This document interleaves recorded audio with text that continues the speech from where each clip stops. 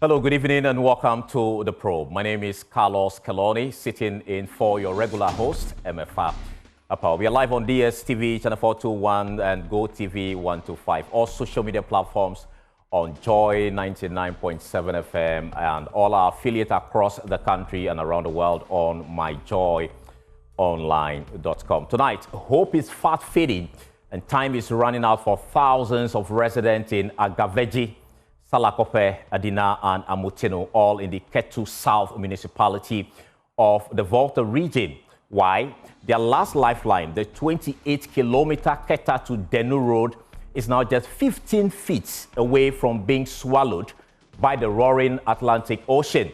Already hundreds of homes have been destroyed, leaving thousands displaced. Even the dead are not spared, as the unyielding sea continues its merciless advance, eroding burial grounds and denying them a final resting place.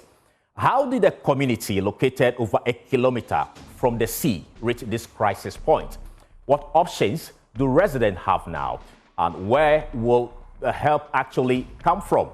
We'll get all the answers right here on The Probe shortly.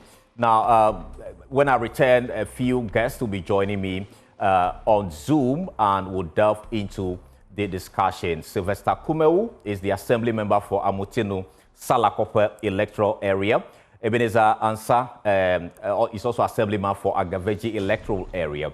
Also joining is the Minister for Tourism and MP for Ketu South, Jifa Abla Gomashi, as well as Professor Kwesi Epienin. He is a professor in coastal processes at the Department of Marine and Fisheries Sciences here in Accra University of Ghana. When we return, we'll delve into the issues. Please stay.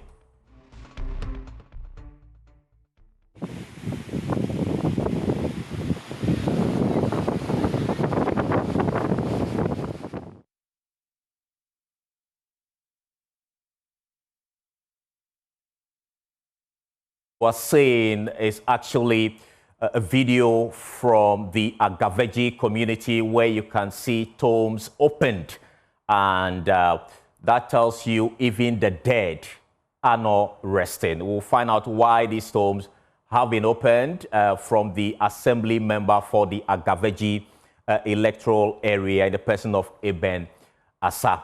Apart from the tombs that have been affected, we understand the road that connects Keta to Denu is almost being washed away by these flood waters, and hundreds have been displaced in the Keta municipality, specifically the Agavedzi, Salakope, Adina, Amutino areas. And so the only hope for the resident actually is this particular road that you are seeing. And you can see the road has become so close to the shoreline.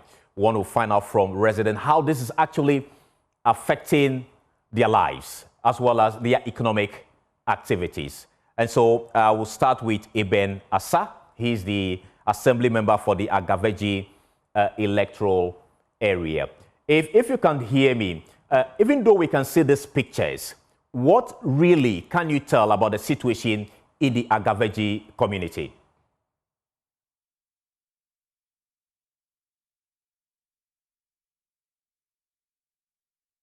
Hello, Eben, if you can unmute for us so we hear you talk to us. Okay. So, can you hear me now? I can hear you loud and clear. Okay, thank you so much. I will dive into the situation right away.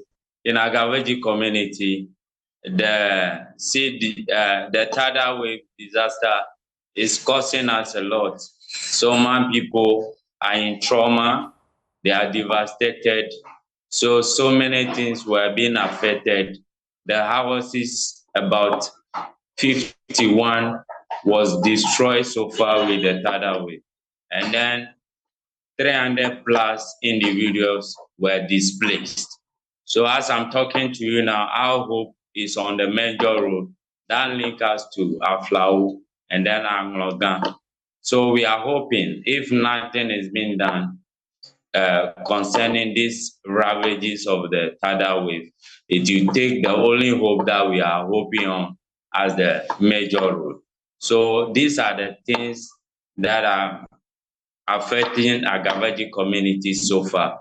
And as to the cemetery, as you have indicated in your video so far, that one too, the sea have taken about 63 tons so far, and then the remaining bodies that my people get to, they have transferred them to other cemeteries.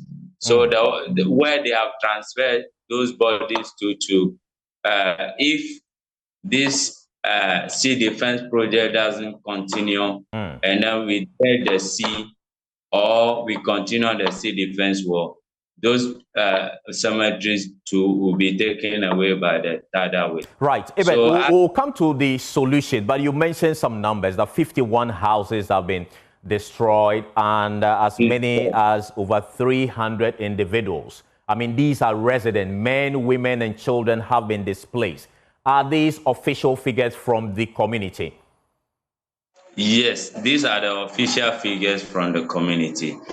Right. So the students too, they have lost their whatever to use in a school academical this thing. They have lost those things too as well. You mean the school building is also gone? The school building, my place, there's nothing of that nature. But when you get to Amuchino, Salakope, you hear that from their assembly member as well. But my place, the historical places like the sacred forest that we are having is gone totally. And then the other cemetery that we are having is gone as well. And then the high tension pole, they are in the edge of the sea for them to collapse now. Those are the things that are critical in our Agavedzi community now. And then we are between the two water bodies, sea and then the lagoon. So the only hope that we are hoping for is the major road. So when the sea take away the major road, it will directly go to the lagoon. So the villages which surround the lagoon all the way to Agozuma will be washed away by the tidal wave. These are things that we are looking at, and we are calling on appropriate agencies to come to the aid of the people of Agavedzi. We'll delve with that aspect of the conversation, but you mentioned about 53 tombs have been opened. I mean, tell us exactly, is it that the disaster or the water actually opened them up, or residents themselves are exhuming bodies? Tell us. Yeah, the one I talk about, 63, was taken away by the tidal wave. It's the seawater that wash away those 63. So for the 63, you cannot account for those bodies. Is that the point? Yes, we cannot account for those bodies now.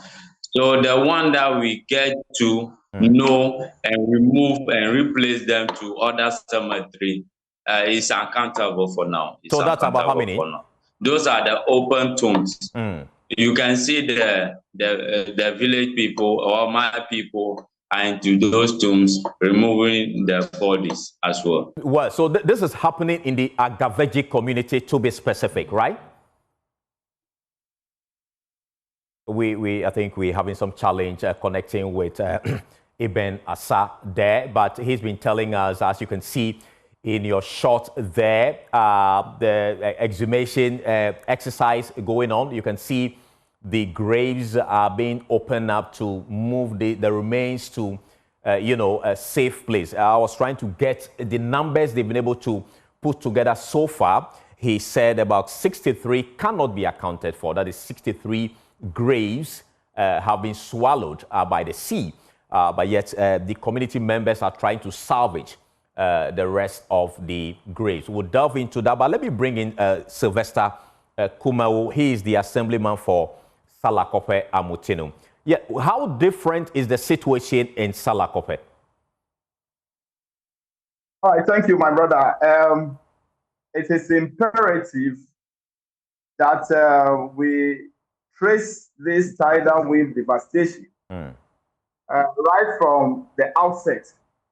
If you could allow me time, I will draw you back a bit. Uh, the tidal wave situation started somewhere in 2015.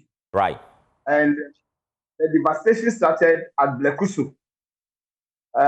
It's also a sister community along the Ketu to Aflao Road. I could vividly remember that the community folks or the community leaders intended to undertake a demonstration. So the then NDC government came in and they started with the sea defense project. So it spans from Blekusu and it ends somewhere at Agavedzi. Right. So beyond the last thing, that is where the current tidal wave devastation is taking place. So part of Agavedzi, Salakope, and then Amutinu are the towns are being currently ravaged by the sea. Now, I have been elected not to talk about the Nanado-led government. No, we don't want to go into that for now. At this point, we want to understand how or what the situation is in the Amutinu Salakope community. Then we can look at what maybe previous government did not do right, what you expect from the government to do. We want to establish the state of the situation in the Salakope community. That's right. That's right, my brother. So when you come to Amutinu Salakope community, for instance, the community has lost over 200 houses to the sea. And then about 1,000 plus individuals in those various homes have been displaced, or they have lost their structure and they have been displaced. You know, Amutinu and Agavedzi are sister towns. Right. And so the main road that connects the two communities is also on the verge of being submerged by the tidal wave. What is key, therefore, is that when this road is taken off, the economic activity between Ketu, Angloga, and Aflao will be cut off. That doesn't end there. The water will move straight to Agbozume. It will affect Pejakope. It will affect Sonuto. It will affect Dogokpo and Ajafienu and possibly what's the name? Denu. Because all these towns are dotted along the lagoon. These communities that are being ravaged by the sea now are between the sea and then the lagoon. So these communities I've mentioned are at the right-hand side of the lagoon. So if the water crosses the main road and enters the lagoon, like we can see on the screen now, it shows that the sea is gradually crossing over. Is that a picture you're trying to paint? Sure. So this community will be eventually submerged, and then it will affect the road that connects Aflao to Accra. Now, we all know that the Aflao border is one of the highest revenue generation points for government. And so if we allow these things to happen, it means that government is going to lose a chunk of revenue that hitherto could be used for developmental works in the country. So this issue of tidal wave is very serious, and some level of urgency must be attached to this. Then again, when you come to my community, the school, the only community school, is on the verge of being washed away by the sea. It is less than 30 meters away from the sea, meaning that if the tides continue to be high from now up until maybe tomorrow or tomorrow next, the school will be gone. Now, those students in that school, as we speak, their parents have lost their properties to the sea. They have equally lost their books, their bags, their pen, their pencil. Tomorrow is Monday. These children, perhaps if they are coerced to go to school tomorrow, It means that some of them will go to school tomorrow without pen, without paper or book, without bag. This is the level of devastation in these communities as we speak. Right. Now, when it comes to the local economy, these men are petty traders. They are just in their room, and then the sea came, submit all their properties. Their goods that they've been selling have been taken away. They have lost virtually everything to the sea. Their money have been washed away, they have been taken away, and they don't have anything. So these women too may not be able to provide even food for their home or for their work to even get to school. Right. That is the current situation in Amutino, Salakope, and Agavedzi, and other environments. Right. You mentioned a number that about 1,000 residents have been affected. Is this your own estimation, or these are people you counted as the assembly member for the area? These are people I have counted with my unit committee members and the elders of the community. Because the tidal wave flooding did not happen just in a day. It happens gradually. It happens between maybe a day or two, then it happens. So these are records that we've picked over the weeks. All right. So, but these are fresh numbers. It's not something that happened from 2015 up to now. You mean this number you're giving us is within a short period? Yes, right. So I'll come back to you for us to look at other issues. But you mentioned that in Salakope, the sea from the road is just about 20 meters. Is that correct? What I mean is that the community school, the only school in the community is just about 20 meters or less from the sea. Which means that if the tides continue to be high in the coming days, the sea will take over the school, and these children will be left without a school. Right. Okay, tell us, we know Salakope is a fishing community, and so probably you have premise fuel station somewhere in the community. What is the state of that premise fuel station as we speak? When you come to the community now, in Salakope particularly, you have just about a building to the main road, unlike Agavedzi Sivenu, where almost all the structures are gone. And so if you have one house to the street, just when you cross the street, then we have our community premise down there. Right. And so when this building is gone now, it means that the sea will wash away the premise center or the fuel station. But for Agavedzi, as we speak now, the floods are entering what's the name? The premise dump there, which means that for Agavedzi, in a matter of hours, the premise station will be taken over by the sea. Do we know whether these things have been surveyed from the premise fuel station in terms of the tanks and computers or whatever things are there? Do we know their state? So the tanks they're in there. These are newly built premise stations. So the tanks in there is underground. But I know that there is this generator in there that has been surveyed by the community. But for other things, the structure itself cannot be moved. Right. So the generator has been fixed. Good. So I'll bring you back into the conversation, and then I'll bring in the Honorable Member of Parliament for the area, Madam Gomashi, soon. But let me take you back to the Agavedzi community and final state of affairs there with Ebenezer. Tell us about electricity and water supply situation in the Agave community.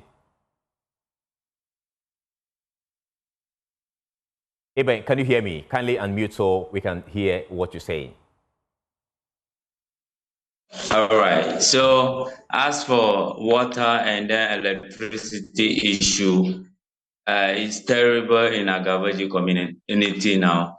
because it's left with 15 feet between the water pipelines and then the high tension poles. So if care is not taken and nothing is being done till tomorrow morning, so the water, the sea water will wash away the pipeline and then the high tension pole. So the people of Agavedzi and beyond will not get the pipe-borne water and then electricity to use in their homes. Thank you.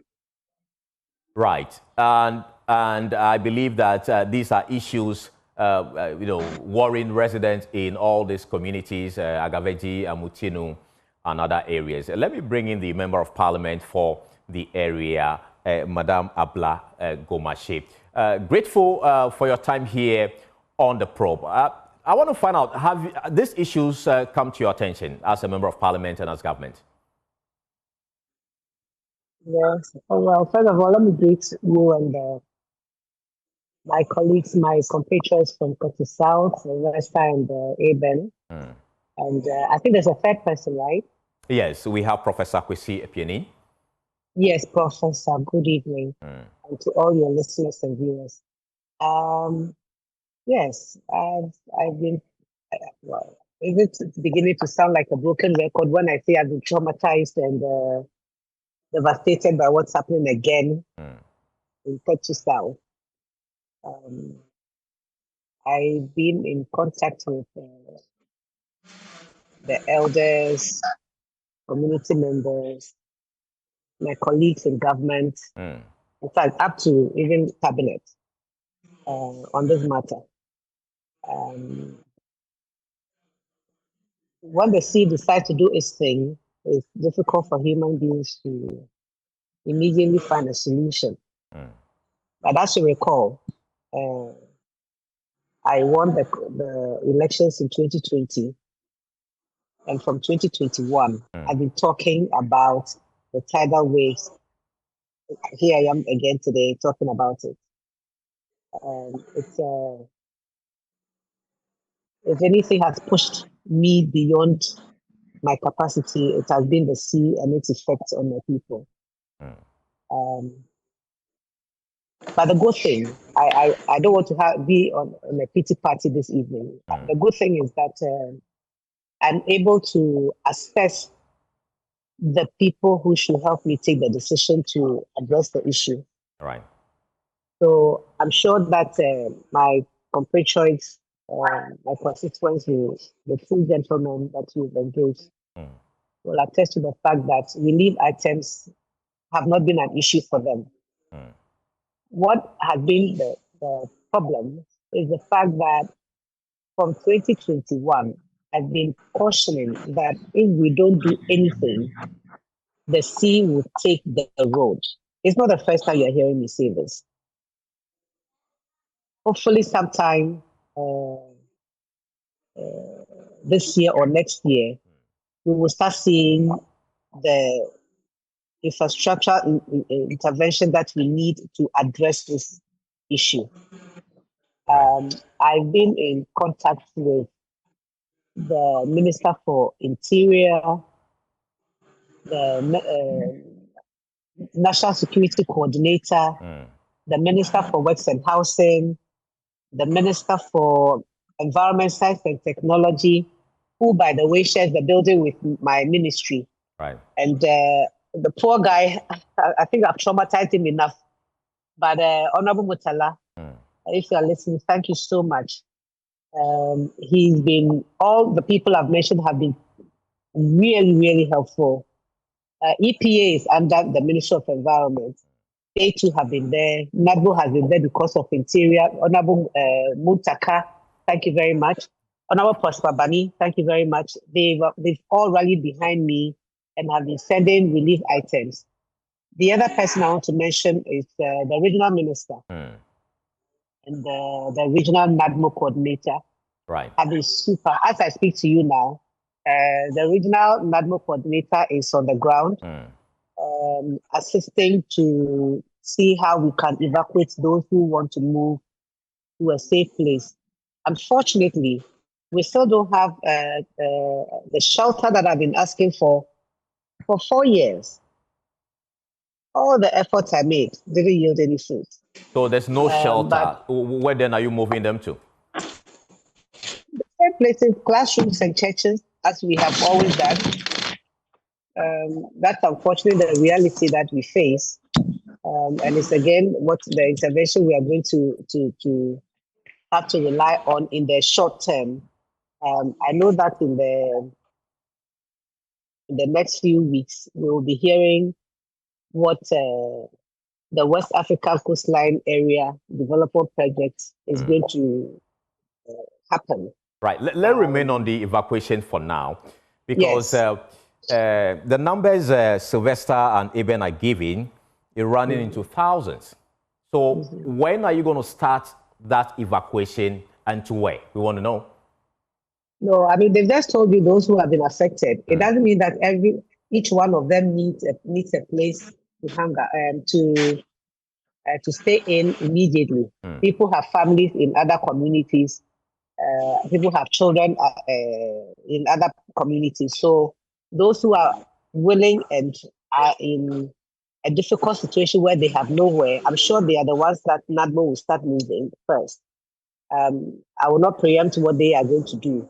But since he's there, I'm sure they'll figure out how many people we can accommodate in those classrooms and churches. But it's not the best, you know. So you don't have the numbers as we speak in terms of people who have been affected in this Salakope, Agavedzi area. You are the MP of the area. And this has been happening for weeks. I beg your pardon?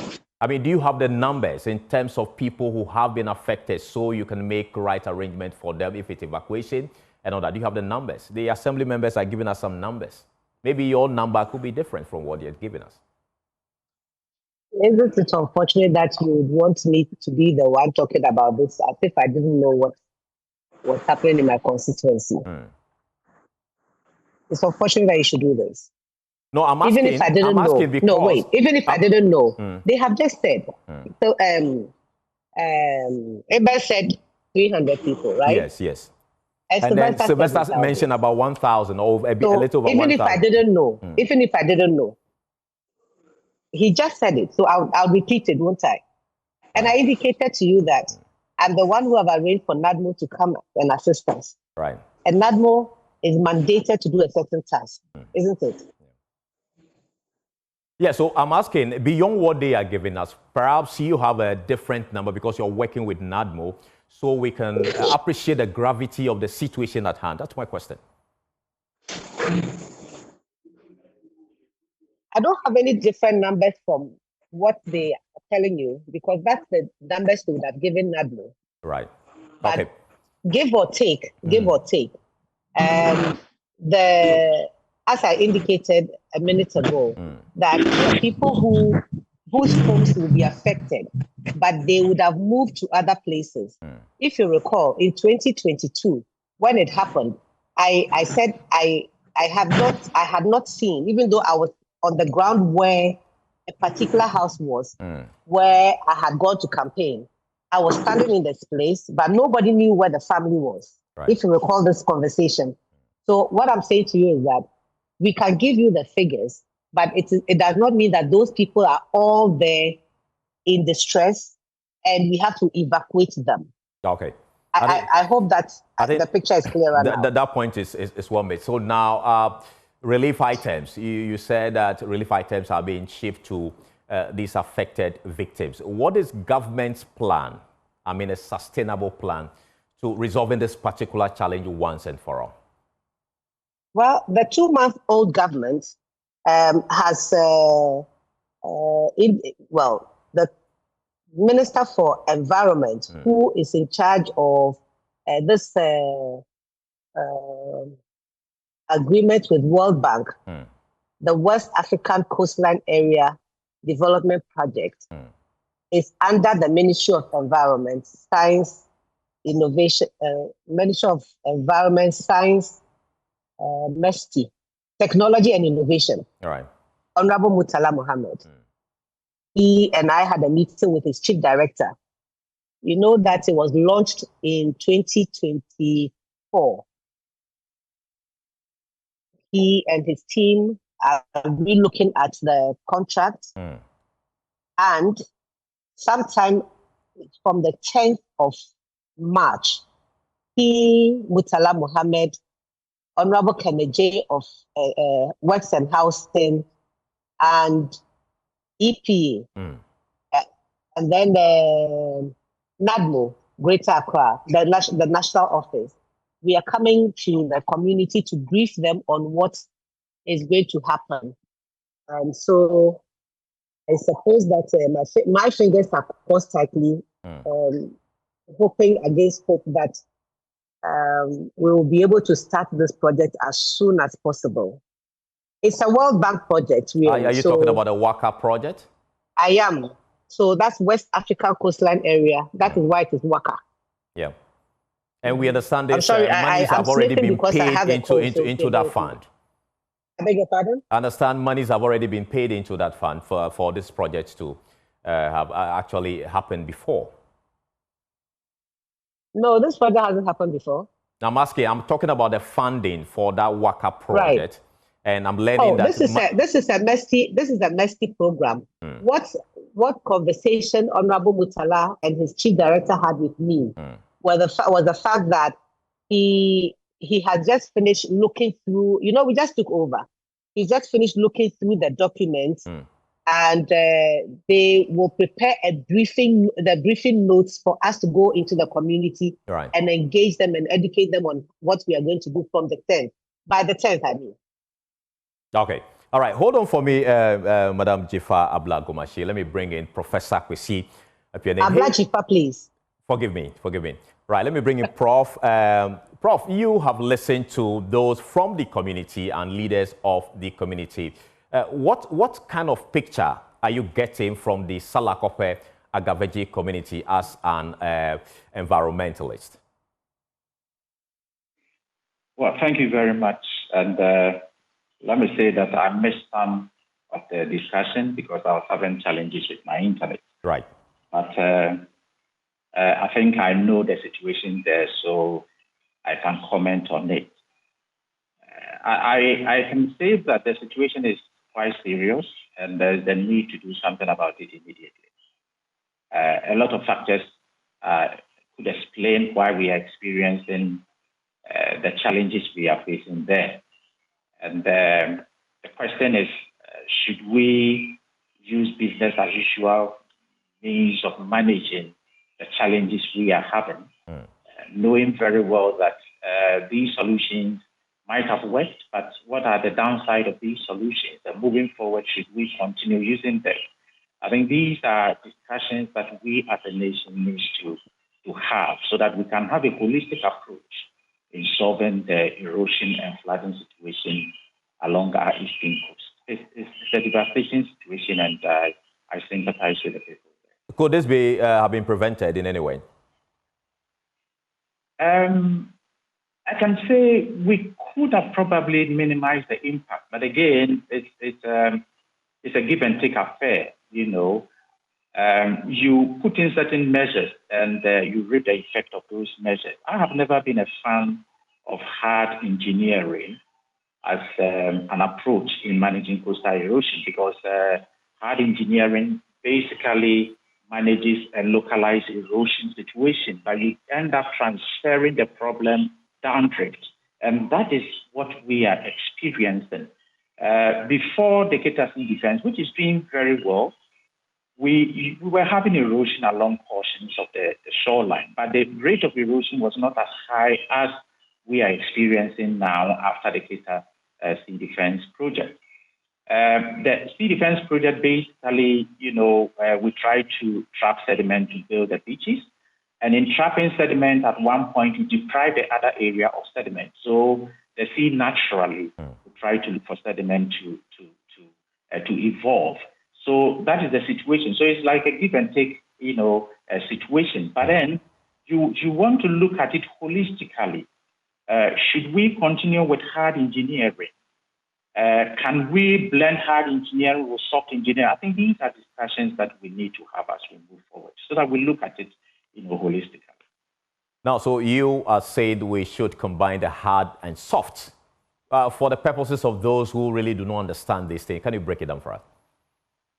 Yes, hard engineering basically tries to fight erosion. So you put in, these groins, and the groins you could have different type of groins. What we have there is the vertical type of groin, which traps sediment. The sediment moved from west to east.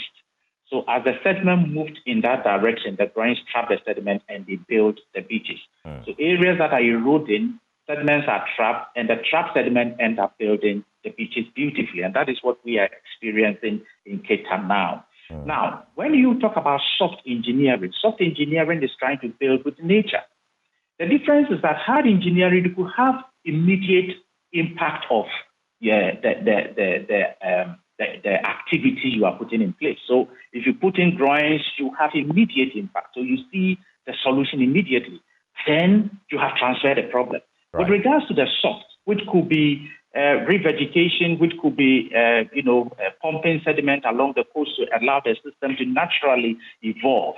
These are long-term solutions, and you may not see the impact immediately. It may take time. So these are challenges that we need to look at. What do we want as a nation?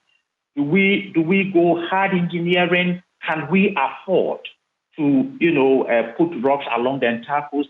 It's not possible, but they are very, very, very expensive. But can we look at a situation whereby we blend the hard engineering and the soft engineering with what we call the hybrid approach?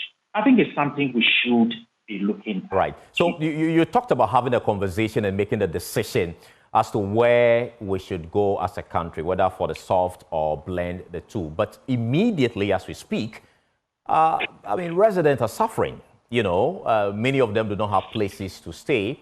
And the assembly member for the Agavedzi electoral area tells us that the ocean from the coastline to the road is just about 15, feet, which is that close. Immediately, as an environmentalist, what advice would you want to give to the government in tackling the situation? Because according to them, if the road is gone, it means that the shoreline is going to move from the Ketu area to the Agbozome area, and the Accra, Aflau road could be affected. So immediately, what should government be doing? I think immediately what we need to do is to stabilize the shoreline.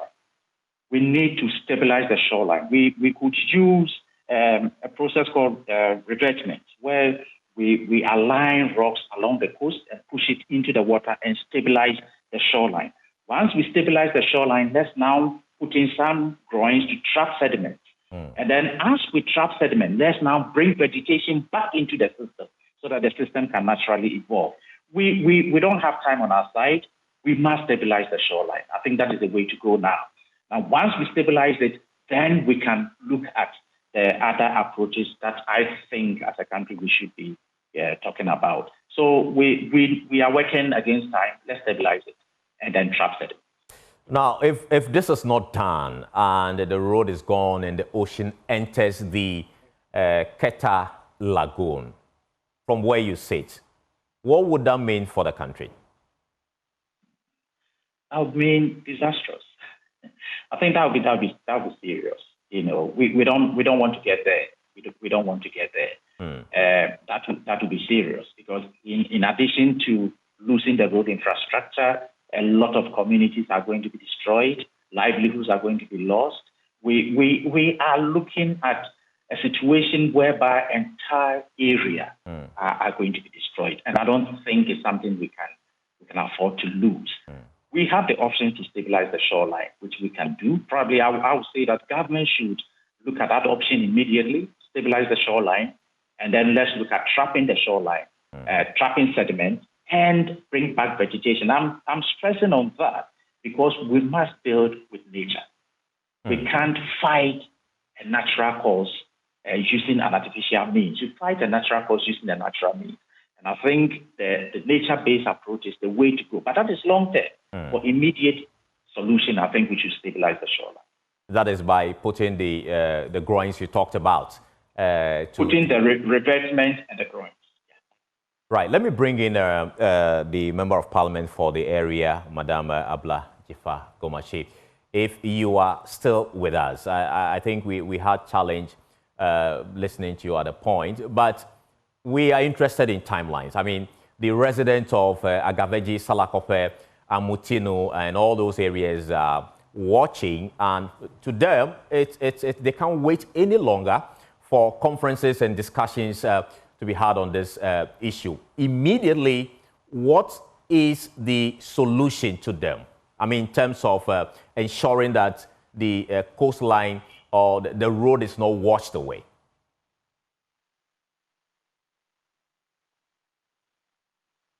If you can unmute so we hear what you're saying.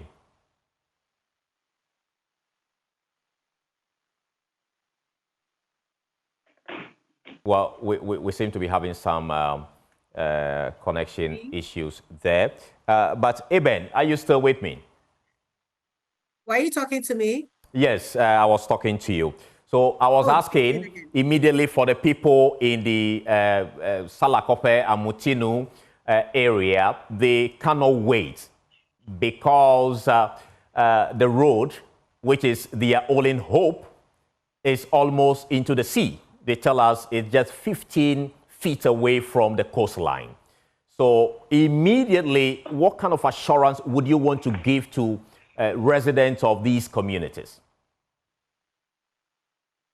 You know, as you and I recall, and I just said that again this evening, that it's been 4 years that I've been talking about this.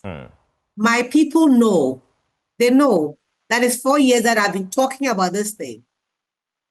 All right? Right. And in 2 months, since this happened this year, you haven't heard me shouting or calling media to come to my aid to speak to the president on my behalf. Why? Because they are already listening to me. As soon as it happened, EPA has been there, NADMO has been there, National Security has been there,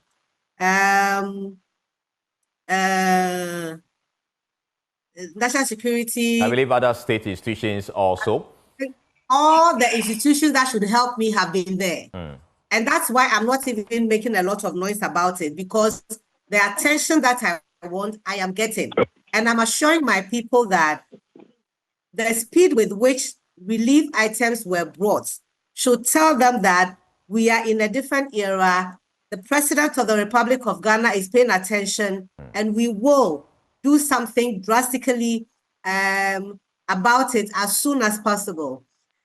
If His Excellency John Dramani Mahama hadn't gone home for 4 years, I am sure he would have continued with the second phase. And I'm assuring them that they should have faith. Help is on the way.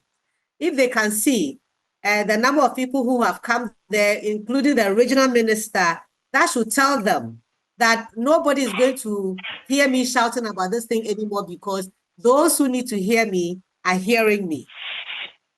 Right. Thank you so much. Let me bring in Sylvester Kumawu. Are you satisfied with the responses from the MP? She's not been able to give us specific timelines. Are you satisfied? You're on the ground. You've been interacting with victims and families who have been displaced, homes destroyed, but she's not been able to give us specific time. Are you satisfied? Absolutely. I think it is imperative that we love the effort of our Member of Parliament, simply because when this incident started, especially in 2021, like she rightly said, she has always been with the people and has consistently provided for them, and has called on the past government to ensure that something is done. I believe strongly that if the past government were to listen to her, we wouldn't have gotten to where we have gotten to. And like she rightly said, for me, it is surprising that in the space of less than 2 weeks, we have the regional minister visiting twice with the EPA and the NADMO as well. This is something that we've not experienced in the past. So with all these things, I believe strongly that help is in the offing.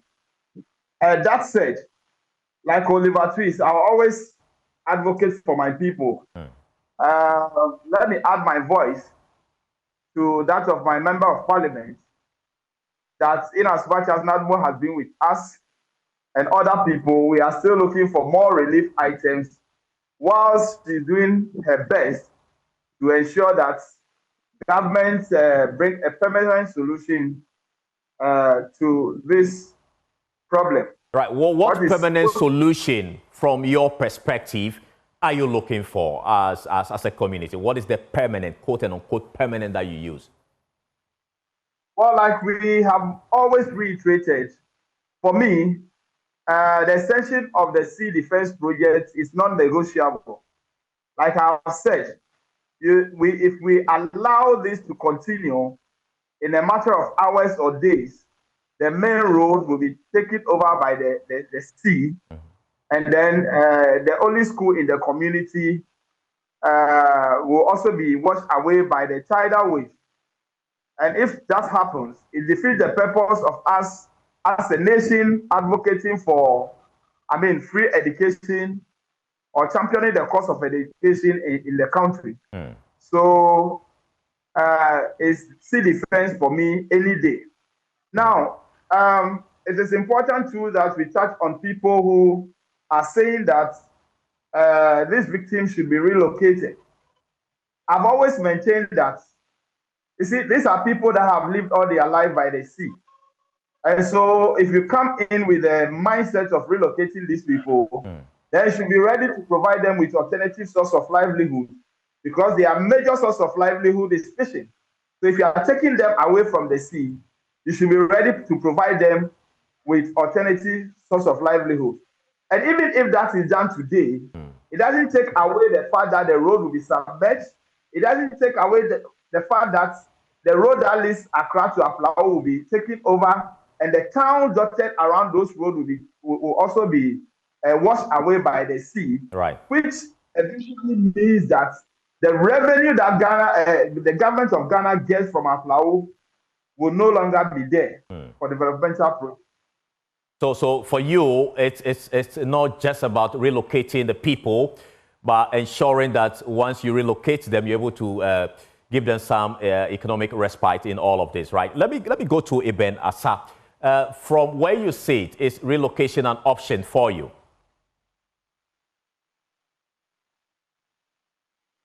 Eben, if you can hear me, kindly unmute. Yes, I've done that. Right. So relocation is not the possible means for me. What I'm calling for, an appropriate agency should attend to, and then to appeal to His Excellency John Dramani Mahama to come to the aid of the people of Agavedzi and provide them continuation of the sea defense war, and then to dredge the sea for the people of Agavedzi so that they can get their beautiful coastal line back to their coastal line again, because this can only solve the problem. Dredging is the proper way of solving this situation at hand now, because when you look at Benin, Togo, they have done the dredging solution to solve their problem. So in this state now, Benin cannot talk about the devastation of the sea, Tidal wave and whatever. So Togo too cannot talk about that. Now we, the people of Ketu South, we are suffering from the Tidal wave. It's because they have not attempted to solve the problem in proper approaching with the dredging solution. So on my side, dredging is the proper way we forgo, or all of us to look at. That's the only way we can solve this situation. Because the fisher folks too, when the sea have washed away the buildings, it has become an anchor which can damage or a threat to the fishing stocks. Right. When the fishermen go to fishing, when they cast their nets, those buildings in the sea can damage their net or destroy their net. So in this regard, when they are coming to solve the problem, they have to dredge the sea to remove those particles or the trace from the sea, so that our fishermen can have way of casting their net so that it will not be damaged by these buildings and these trees. Right. Thank so you. I'm calling on everybody which are listening to me to go in for the dredging solution and the continuation of the sea defense war. That's what we are calling for. Thank you so much, Eben Asa, Assembly Member for Agavedzi electoral area, for joining us here on the probe, as well as Sylvester Kumau.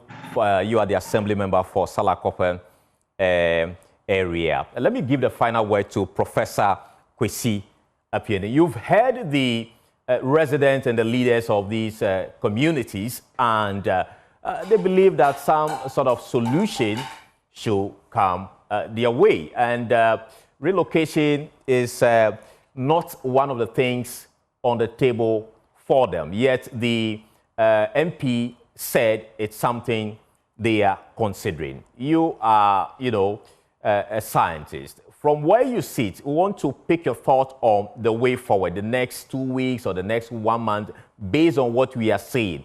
Should the resident expect that some way, somehow, the situation is going to calm down for them to at least manage the little homes they have, or we should expect more?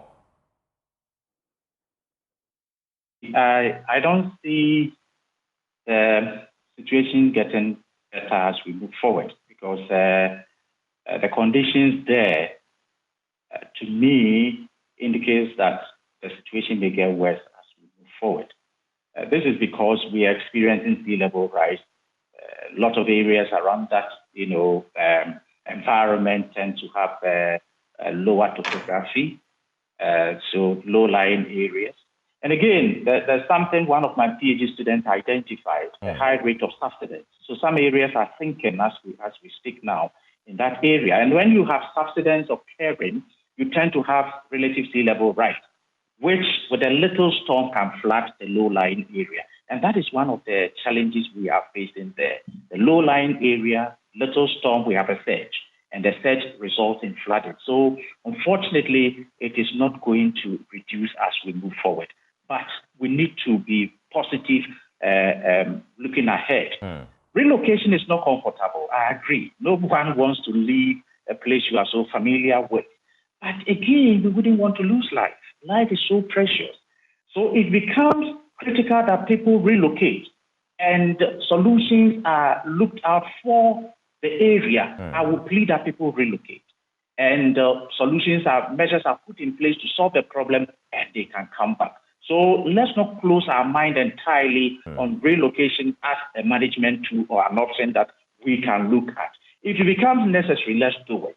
I know Benin has adopted the SAND motto, which they borrowed from the Netherlands. It's a new approach which is working beautifully in Benin. We can learn lessons from them.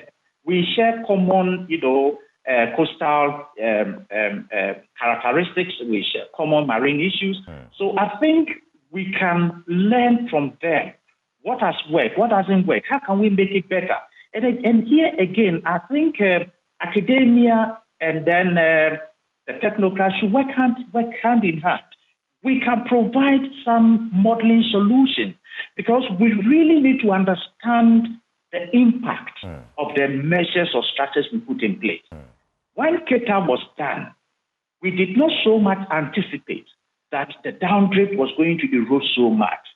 Now, this is the challenge we are having as one of the effects of the Ketu South Defense project.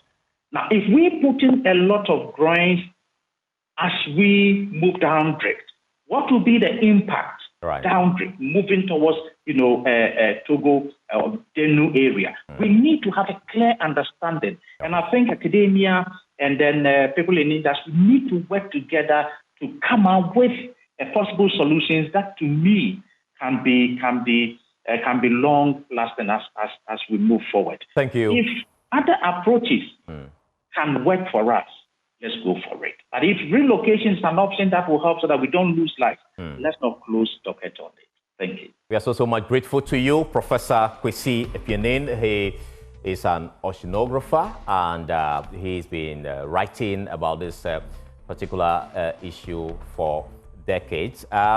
We also spoke to the assembly member for the Agavedzi electoral area in the person of Ebenasa, as well as Sylvester Kumeu of Salakope, and Abla Jifa Gomashi, the MP for Ketu South. This has been The Probe. I sat in for your regular host, MFA Apau. We have a lot more on this particular story on our website, myjoyonline.com. Thank you so much for watching. My name is Carlos Calori. Bye-bye.